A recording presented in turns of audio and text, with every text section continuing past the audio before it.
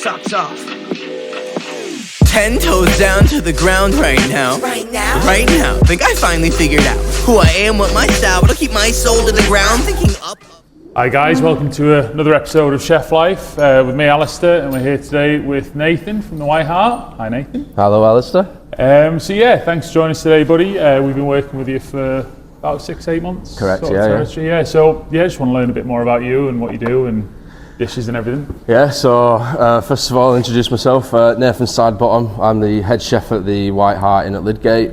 I've been here, this is my second time of employment here. And I've currently been back here now coming up to 5 years, and I've been the head chef since October 2020. Yeah, awesome. So, yeah. Awesome. And you've got, I think, your role for me really interests me because you've got like a fine dining side to this place. You've got like a massive sort of wedding venue arm. You've got a country pub arm within it.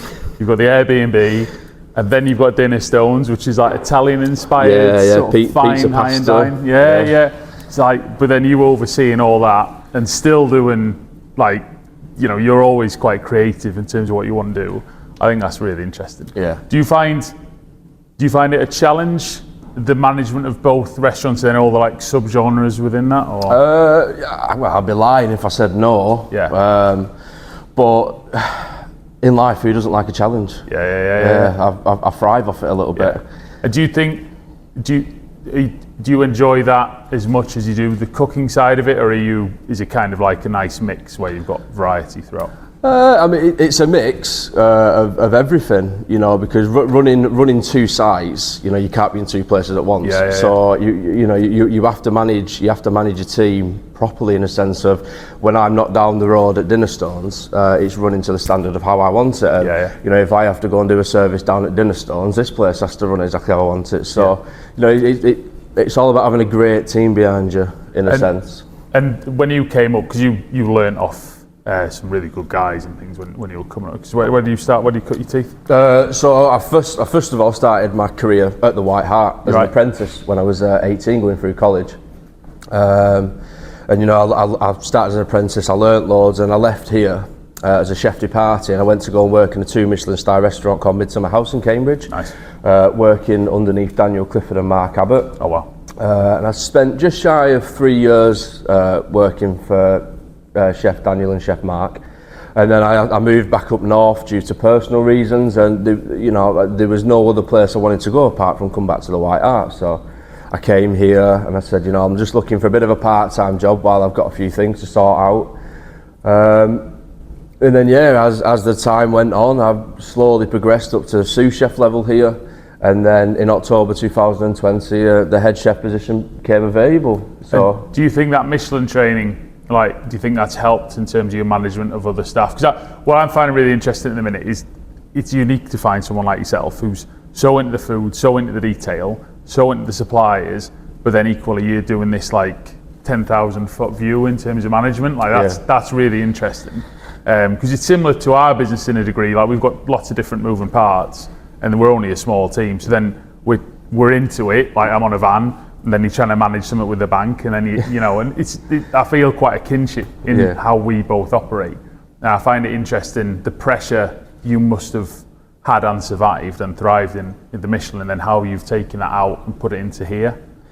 For me, when you go and work in Michelin-starred restaurants, especially like when you get to like the 2-star and the 3-star level, it really grounds you and disciplines you. Yeah. You know, there's no room for error. You know, it's all about the mise en place, making sure your prep's right and making sure you're set for the service. Because if you're not, then you go down so hard. Yeah. And that's not nice. So that's where the discipline comes in. So I've taken what I've learnt from making sure you're set, making sure the prep levels are all okay, and I've applied that here now. Yeah. So that the services run smoothly, so then you can serve the food that I want to serve here. Yeah. And in terms of that food, what would you like to be known for? What's kind of what you're striving for in that in terms of creativity? Well, you know, I'm pushing for accolades here. Yeah. We're currently in the Michelin Guide, recommended by them, as we have been for 27 years. I'm hoping, well, I'm pushing towards 2 rosettes, if not a 3rd one, in the next couple of years, and I'd really like to get a bib gourmand here. Yeah, oh, you should, I'd really like to get one of them. Your food's phenomenal. Like, the fact that you haven't got that already surprises me. Like, it's some of the best food I've ever eaten. Yeah. Like, and we eat some cool places as well. But like, no, I think managing that standard and just you as a person, I think, like, I love you to bits. Like, you just sort of calm all the way through. Whereas I get stressed as fuck with a lot of random stuff. So I'm like, what would Nathan do? He'd be a bit more chill, happy days. But I think that's a real testament to you. And I sort of wonder if that's down to your experience in Michelin. Like, I think it is. I think it is. Because I've worked in kitchens, where it's very, very intense, and there is a little bit of shouting, aggressiveness in the services, and that environment, it's molded me into the person I am today. But I don't believe in, you don't need to shout at your staff anymore. Just talk to them. If they make a mistake, show them again how to do things, and that also helps them progress in their career. And also you get a lot more respect from your employees. Absolutely. And I think, again, looking at your team, it's quite a age range. I was just chatting before we started, like, you've got a lady coming from college, and then you've got an apprentice dude, and then you've got some older guys in there and girls. And again, it's managing that age range and wealth of experience. Yeah, of course it is, And do you allow them to kind of come up with their own ideas in terms of creativity, or are you very much like, this is the plan, guys? If you've got ideas that fit within that, great. Or so I do like to give my staff a little bit of flexibility with the menu. So I'll use my pastry team, for example. I'll say to them, I want a dessert with banana and passion fruit, for example. That's the key ingredients I want them to use for the dessert, and then they will then go away and develop a dish based on them ingredients.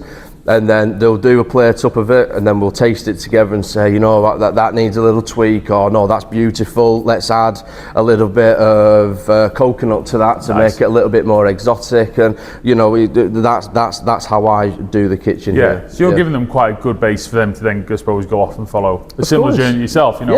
Which is really inspiring, to be fair. It's important for the team to think as well, because if I just say, right, this is the menu, this is what you're going to follow, this is what you're going to do, you breed robots. Whereas they don't think for themselves. And especially the younger generation now, you need them to think for themselves. It's important for their career development. And I think learning to cut your teeth here with the scope of what you do, from that fine dining element all the way through to bar mitzvahs, I imagine, in this event space.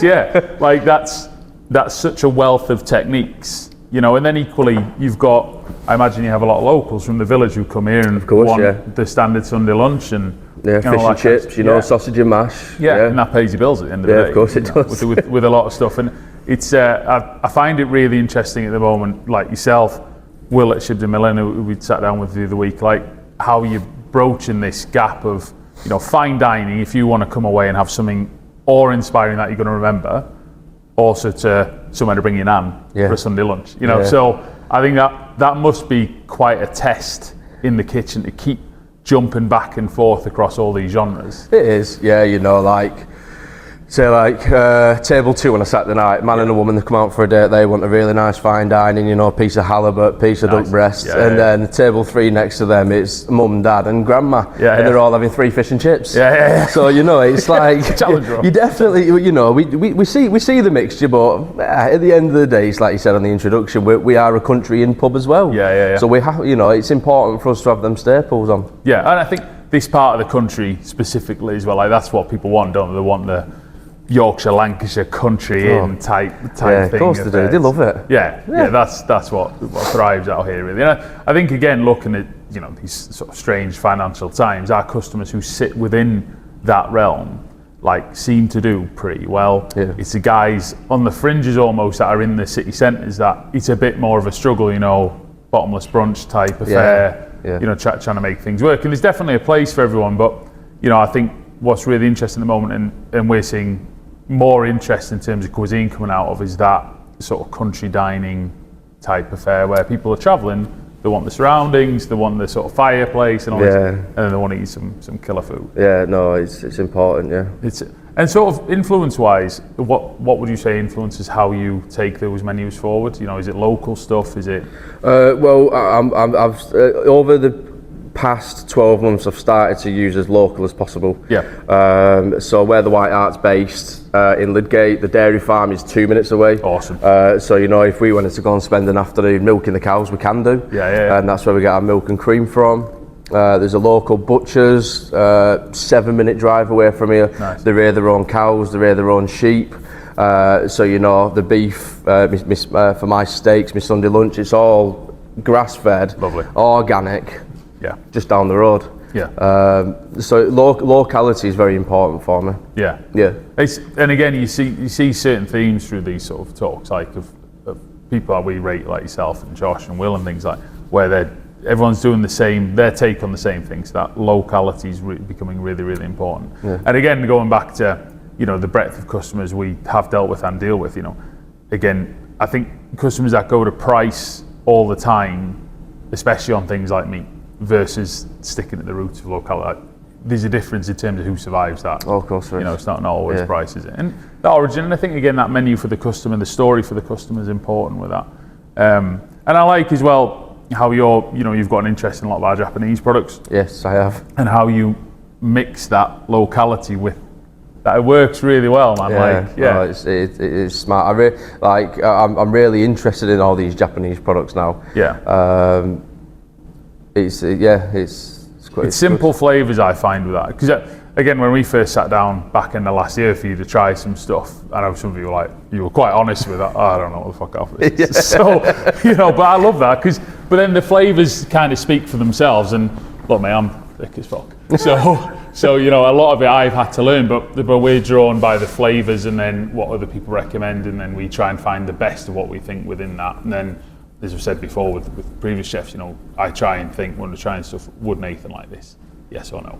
And then, you know, try and have a view of your menu and what you're doing and where that will fit in for you.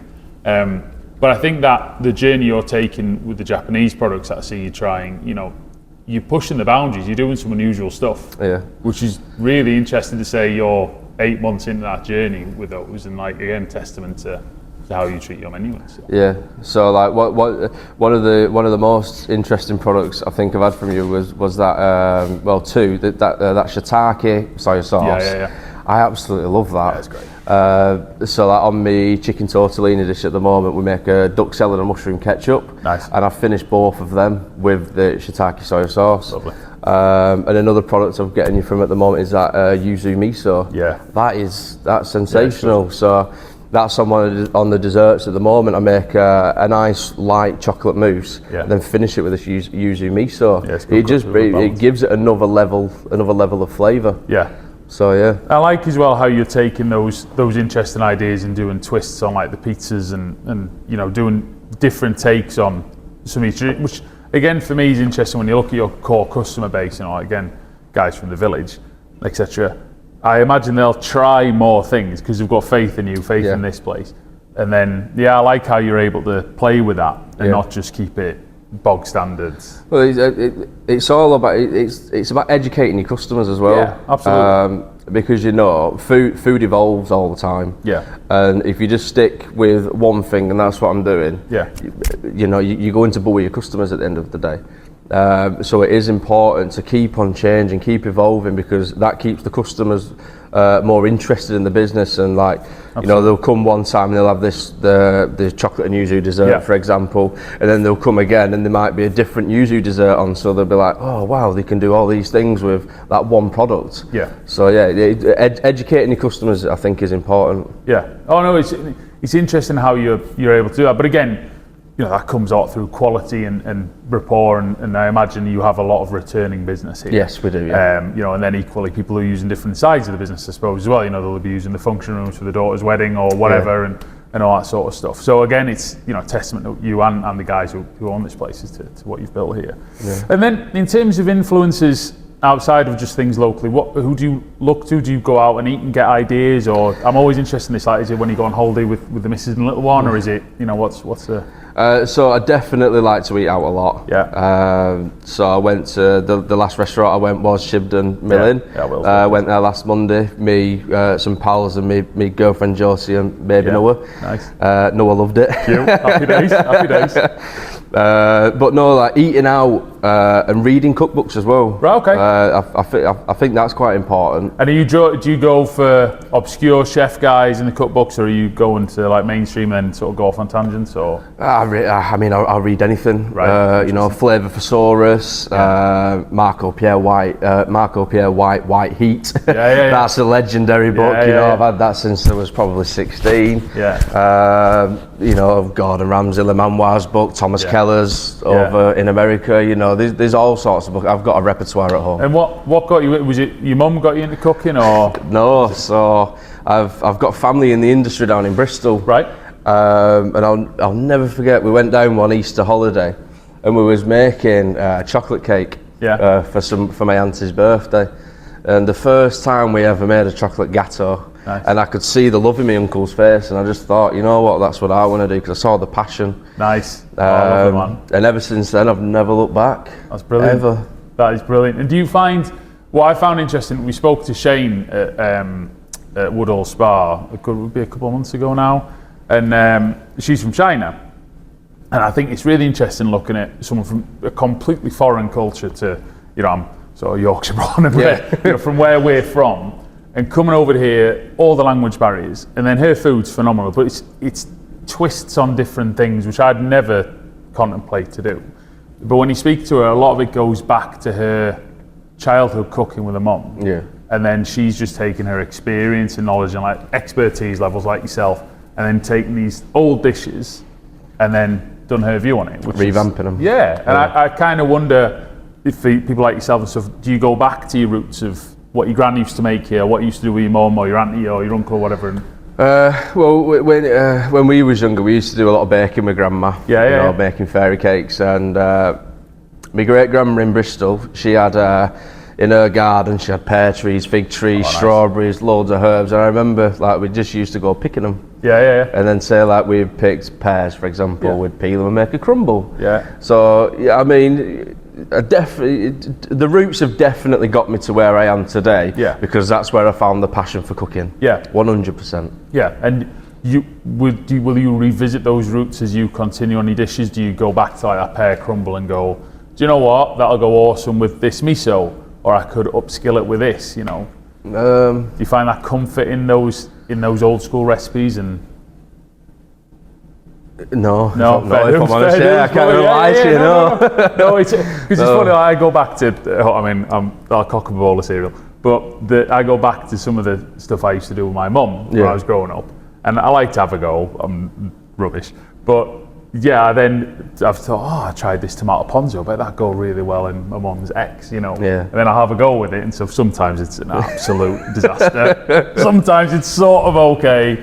But do you think with Noah, do you think you'll try and push the passion of food on, or? 100%. Yes, brother. Yeah, he's daddy's little sous chef. Awesome. 100%. Yeah. Awesome. I'm hoping, you know, I can get him into it. Yeah. I'd really like that. No, so Ruby, my little girl's 7, so I obviously with this job I take her all over, and I really like she's got to go into some cool kitchens. She's got a North Coast kitchen and stuff, and I'm like, that's a cool experience. Not a lot of kids get to have, you know, like and Noah growing up with you in like such a great kitchen here as well. Like that'll be, you know, that's memories for the ages. 100%. Yeah, which is awesome. Hopefully I can pass it on. And what do you see as a sort of immediate future for you then in terms of menu? So we've talked around getting you into different guys and going for that second, third rosette. You know, what are you striving for in terms of menu? Have you got anything you're working on that you really want to? Well, at the moment, obviously, as we've discussed, we're pushing for all the accolades at the moment. I'm in conversation with one chef at the moment. We're going to be doing some guest chef nights here at the Whitehart. Because obviously we can showcase a little bit more of our food, and also we can bring other chefs in, which are obviously talented as well. With the menus, you know, this year we're starting to build our own gardens outside. Lovely. So we've just started planting some herbs out there already. I think that's really interesting. Speaking with Josh at Goldsborough, like just it really opened my eyes to the skill sets you guys will have to learn. Yeah. Which is yet another string to. I mean, you've got on top of that, you've got all this management of all the other faculties of this business.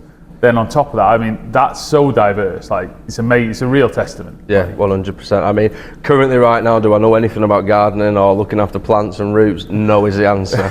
But as I've said already, I love a challenge. Yeah. So, and you know, I feel like it'd be good if, you know, if we start growing our own veg, our own herbs here, it'd be a little bit of theatre for the customers. Yeah. You know, they can see the chefs walking in with some freshly picked pine berries or some strawberries or some gooseberries.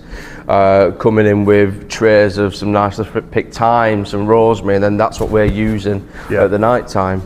So yeah, that's what we're working towards at the moment. See, I realise so Jennifer, my business partner, her husband Ollie, they own a farm, and it's a campsite, and he's a cattle farmer by sort of heritage and trade. But I like how they've evolved their business. So they've got campsite now, and they do lots of different events. But then they've found a lot of wild garlic growing, so we're going to do some like foraging type stuff with people like yourselves and Will and stuff. But I like how their business evolves, and then equally talking to people like yourself, I like how your business evolves as well. And it's just that new things, bit scary at first, but you figure it out. You have to. see where you go, man. Yeah. I think I'll be. But then again, coming back to your apprentices and stuff, that experience and learning they're going to get from managing a garden to doing fine dining to running the menu for a wedding. Yeah, it's phenomenal. Right. With the apprentices, you know, they get to see the whole side of this business. So they might do a little bit of time in the function kitchen here at the Whitehart, and then they they work in the front kitchen with me. So they see an a la carte service, they see a table d'hôte service when we're doing private dining upstairs. They see the functions, you know, for 180 people. You see how you get them to operate. You know, foraging at the back of the Whitehart. You know, we've got wild garlic, we've got brambles. There's all little sorts of herbs that we can find. So they get to, because even just walking down the alley and doing a bit of foraging, that's exciting for them, as it is for any chef.